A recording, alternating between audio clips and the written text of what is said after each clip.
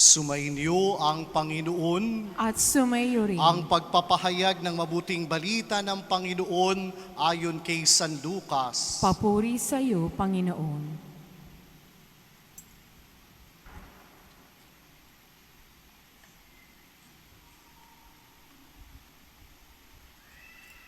Umagang-umaga ng araw ng linggo, ang mga babae nagtungo sa libingan, dala ang pabangong inihanda nila. Nang dumating sila, narat na nilang naigulong na ang batong nakatakip sa pintuan ng libingan. Ngunit nang pumasok sila, wala ang bangkay ng Panginoong Hesus. Samantalang nagugulo ang kanilang mga isip tungkol dito, nakita nila't sukat sa tabi nila ang dalawang lalaking nakasisilaw ang damit. Dahil sa matinding takot, sila'y lumuhod, sayad ang muka sa lupa. Tinanong sila ng mga lalaki, "Bakit nyo hinahanap ang buhay sa gitna ng mga patay? Wala na siya rito, siya'y muling nabuhay. Alalahanin nyo ang sinabi niyan sa inyo nang nasa Galilea pa siya.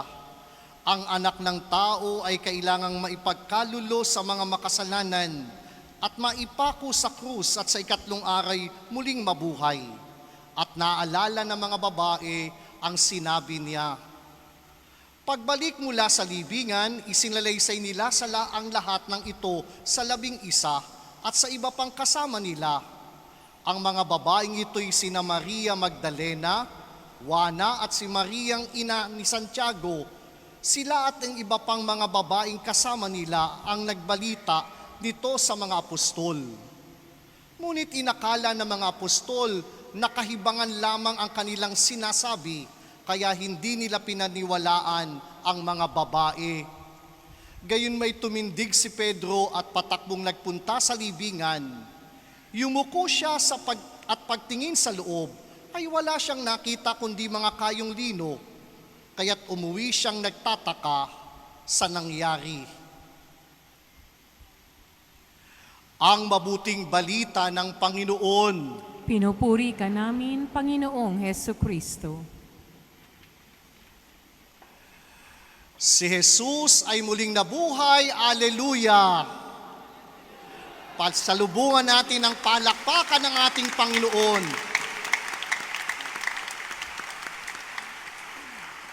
Ayan, pwede na hong pumalakpak ngayon. Sa loob ng 40 araw, hindi tayo nakapapalakpak. Kaya tapos na rin ho ang aking homilya. Ang misteryo ng muling pagkabuhay ni Jesus at ang bihilya ng banal na misang ito'y pinakadakila sa lahat ng bihilya o pagtatanod na meron ng simbahan. Kaya huwag kayong magtataka kung bakit napakahaba. Binubuo ng 4 na yugto mula sa pagbebendisyon ng apoy, pagninilay sa salita ng Diyos, pagsariwa ng pangako ng binyag at pagbebendisyon ng tubig, at gayon din naman sa yugto ng pagdiriwang ng hapag ng banal na Eucharistia. Dahil siya ang pinakatampok sa lahat ng pagtatanod o bihilya ng ating simbahan. Tayo'y dinala sa ating pagdiriwang tayo ng Ebanghelyo na suungin ang libingang ito ni Jesus. Subalit ano ang natagpuan ng mga kababaihan? Naigulong na ang bato. At walang makapagsabi kung sinong naggulong ng napakalaking batong ito sa yungib na pinaglibingan ni Jesus. Waring sinasabi sa atin na mula sa dilim, ang batong tumaklob ay naigulong na upang ang libingang nabalot ng dilim ay makasumpong ng kaliwanagan. At yan ang biyaya ng muling pagkabuhay ni Jesus. Ang krus ng kamatayan sa atin nagpalaya mula sa ating kasalanan, at sa kanyang muling pagkabuhay, ang dulot niya'y handog na patungo at direksyon sa ating buhay habang naglalakbay sa daigdig na ito. That is what Paschal Mystery is all about. Yan po ang simbolo ng Paschal Candle na iilawan natin sa buong panahong ito ng muling pagkabuhay ni Jesus. Sapagkat ang dilim ay napawi ng liwanag nang si Jesus ay nag-alay ng buhay. At mula doon ang ating kasalanan, tayo ay pinalaya. At mula sa kalayaan, dahil sa kanyang pagkamatay, para sa ating kasalanan, ang kanya namang muling pagkabuhay ay nagdudulot ng patunguhan.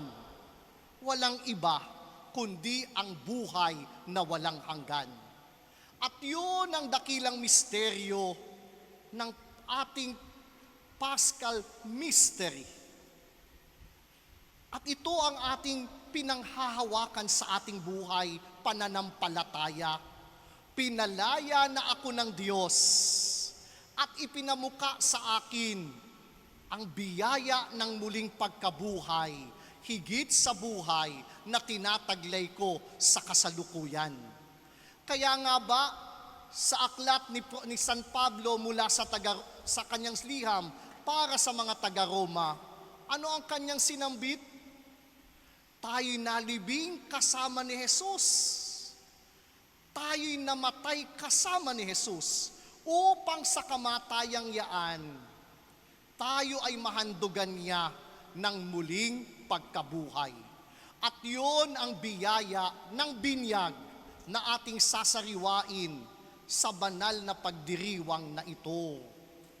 Nang tayo'y bininyagan, nalibing tayong kasama ni Jesus upang kasama rin niya, tayo ay magkamasa at magkamit ng buhay na walang hanggan. Pero para maganap yaon, hinahayaan ba ni Jesus na tanggalin ang bato na libingang kinasasadlakan natin? Because there are a lot of moments we want to stay and remain on our own tomb, and we do not want to be liberated by God through His marvelous power. At iba't iba ang dahilan. Marahil, kinagiliwan na natin ang ating mga pinaglibingan. O di kaya natin ay ayaw na nating magambala pa ang ating buhay. Kapag hindi natin hinayaan si Jesus na tanggalin ang bato that He is giving, that we already possess, might shine. Nalubhasa ng magliwanag ang ating katauhan, na ang ating pagkatao'y humalimuyak at magbigay ng sariwang biyaya para sa ating kapwa. Yun po ang biyaya ng binyag. Pinahahalimuyak ng Diyos ang ating kabutihan bilang kanyang mga nilikha, at alam niyang may taglay na kabutihan ng ating katauhan. Pero madalas, nahaharangan ito ng mga bato at nananatili tayo sa yungib ng libingan ng ating makasalanang pagkatao na nagiging balakid para sa ganon ay higit na ang liwanag ng kabutihan ay makita rin sa ating katauhan. At yan po ang biyaya ng pag-asa na meron tayo sa ating pananampalataya. Kaya nga ho, kapag binabati tayo ngayong panahong ito, Happy Easter. Lagi nating tinatanaw ang bukang liwayway ay nagsisimula sa silangan. At tuwing may bukang liwayway, ang kalooban natin naniniwala na may pag-asa. Ngayon po, kinikilala natin sa dakilang hubileo na tayo mga naglalakbay na may pag-asa. Sino ang tumatanaw ng may pag-asa? Yung naniniwala na may kabutihan ang bawat isa. Kaya wag tayong babating Happy Easter kung hindi naman tayo nananalig na ang bawat isa'y may taglay na kabutihan, na ang kailangan lay tanggalin ang bato na nagiging balakid para ito'y maramdaman, maranasan sa ating buhay. Every time we greet Happy Easter, make it sure we find hope in one another.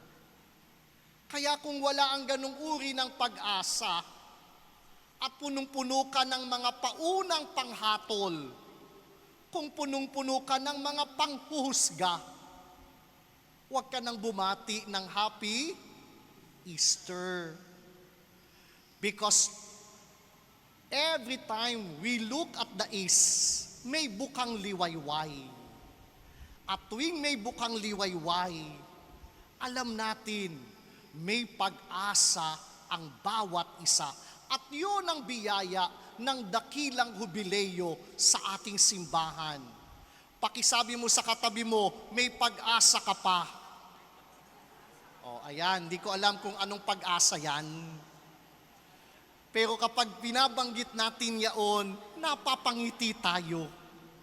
Alam nating may bukas pa na pwede nating ituwid ang liko-liko nating pamumuhay, iisang tabi ang madilim nating nakaraan, at harapin ang bagong liwanag na alam natin na ang mga hindi tama pwede nating itumpak, ang kasinungalingan pwede nating gawing katotohanan, ang kasamaan pwede nating gawing kabutihan, at yun ang biyaya ng muling pagkabuhay. Kaya inaanyayahan po tayo na tunay na ang biyaya ng muling pagkabuhay ni Jesus ay nagdudulot sa atin ng galak.